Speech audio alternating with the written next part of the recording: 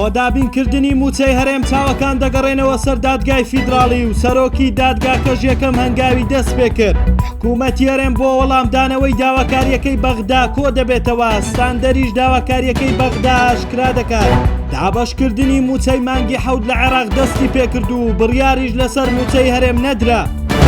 دوای ئەوەی ئەمڕۆ لە کۆبوونەوەی ئەنجومەنی وەزیرانی عێراق هیچ بڕیارێک لەبارەی ناردنی موچەخۆرانی هەرێم دەرنەچوو، تا ئێستا بەشێک لە ئومێدەکان گەڕاونەتەوە سەر دادگای فیدراڵی بۆ ئەوەی کەوا فەرمان سالارەکە بۆ ناردنی موچەخۆرانی هەرێم دەربکات. هاوکات ئەمڕۆ بە سەرۆکایەتی فایق زێدان سەرۆکی نوێی دادگای فیدراڵی و ئەندامانی دادگاکە کۆبوونەوە و باسییان لە دەستپێکردنی کارەکانی دادگاکە لەژێر سەرپەرشتی سەرۆکی نوێ کرد. جێی باسا بە پێی لێدوانی هاوڕێ تۆفیق بەرپرسی پەیوەندیەکانی سەرۆک کۆمار هەفتەی داهاتوو دادگاکە تاوتوێی پرسی موچەی هەرێمی کوردستان و دەرکردنی فەرمان سالاری دەکات ئەگەر تاوکو ئەو کاتە حکوومەتی عێراق بڕیار لەسەر ناردنی موچەی هەرێمی کوردستان نەدات.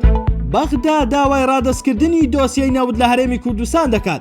بڕیارە سبەینێ چوارشەممە ئەنجومەنی وەزیرانی هەرێم بۆ وەڵامدانەوەی داواکەی بەغدا لەسەر ئەو پرسا کۆ ببێتەوە. باگوێرەی زانیاریەکان دوایین داواکاری بەغدا بۆ شاندەکەی هەرێمەوە بووە دۆسیەی نەوت بە تەواوەتی ڕادەستی بەغدا بکرێت. هەر بۆیە لە کۆبوونەوەی سبەینێ ئەنجومەنی وەزیرانی هەرێم و بابەتە یەکلا دەکرێتەوە و دواتر حکوومەتی هەرێم وەڵامی داواکاریەکەی بەغدا دەداتەوە. هاوکات بە گوێرەی زانیاریەکان کۆدەنگیەک هەیە بۆ ڕەتکردنەوەی داواکاریەکەی بەغدا، بەڵام ژادنەکانی دوای ڕەتکردنەوە هەروەها پێشنیازەکانی هەرێمی کوردستان تاوتوێ دەکرێت. حکوومەتی عێراق دەستی کرد بە دابەشکردنی موچەی مانگی حەوتی فەرمانبەران.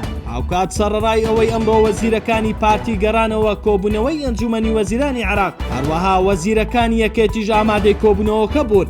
بەڵام ئەمڕۆ لە کۆبوونەوەی ئەنجومەنی وەزیران بە سەرپەرشتی سوودانی هیچ بڕیارێک لەسەر موچەی فەرمانبەرانی هەرێم نەدراو، تەنانەت باسیشی لێوە نەکراوە. جێی باسا دارا سێکانیانی ئەندامی پەرلەمانی عێراق ڕایگەیان پرسی موچە پێویستی بەڕێکەوتن نییە، بەڵکو پێویستی بە پابەندبوونی هەرێم و بەغدادا بە بڕیاری دادگای فیدراڵی و یاسای بودجە. ئەوە لە کاتێکدایە ماوەی 62 ڕۆژە لە هەرێمی کوردستان موچەخۆران موچەیان وەرنەگرتووە.